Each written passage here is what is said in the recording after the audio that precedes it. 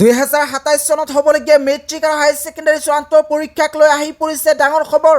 প্ৰতিটো শিক্ষাবৰ্ষতে দুবাৰকৈ অনুষ্ঠিত হ'ব মেট্ৰিক আৰু হাই ছেকেণ্ডাৰী চূড়ান্ত পৰীক্ষা। ইমান দিনে মেট্ৰিক আৰু হাই ছেকেণ্ডাৰী চূড়ান্ত পৰীক্ষা বছৰত এবাৰকৈ অনুষ্ঠিত হৈছিল, কিন্তু এতিয়াৰে পৰা এই পৰীক্ষা দুবাৰকৈ অনুষ্ঠিত হ'ব। প্ৰথম পৰ্যায়ৰ মেট্ৰিক আৰু হাই ছেকেণ্ডাৰী চূড়ান্ত পৰীক্ষা জানুৱাৰী নাইবা ফেব্ৰুৱাৰী মাহত অনুষ্ঠিত হ'ব আৰু দ্বিতীয় পৰ্যায়ৰ পৰীক্ষা ৰিজাল্ট দিয়াৰ 2 মাহ পিছত অনুষ্ঠিত হ'ব। এই দ্বিতীয় পৰ্যায়ৰ পৰীক্ষাক স্পেচিয়েল এক্সাম বুলি নামাকৰণ কৰা হৈছে। যিসকল ছাত্ৰ ছাত্ৰীয়ে এই মেট্ৰিক নাইবা হাই ছেকেণ্ডাৰী চূড়ান্ত পৰীক্ষাত এখন নাইবা দুখন বিষয়ত ফেইল কৰিব, তেওঁলোকে এই স্পেচিয়েল পৰীক্ষাত বহিব পাৰিব।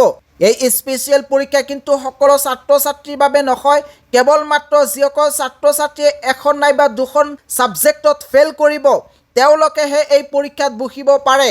দুখন ছাবজেক্টতকৈ বেছি ছাবজেক্টত ফেইল কৰিলে ছাত্ৰ ছাত্ৰীয়ে এই স্পেচিয়েল পৰীক্ষাত বহিব নোৱাৰে, আকৌ এটা বছৰ ক্লাছ 10 নাইবা 12ত পঢ়িব লাগিব। এনেদৰে আছাম ষ্টেট স্কুল এডুকেশ্যন বৰ্ডৰ ফালৰ পৰা জনোৱা হৈছে।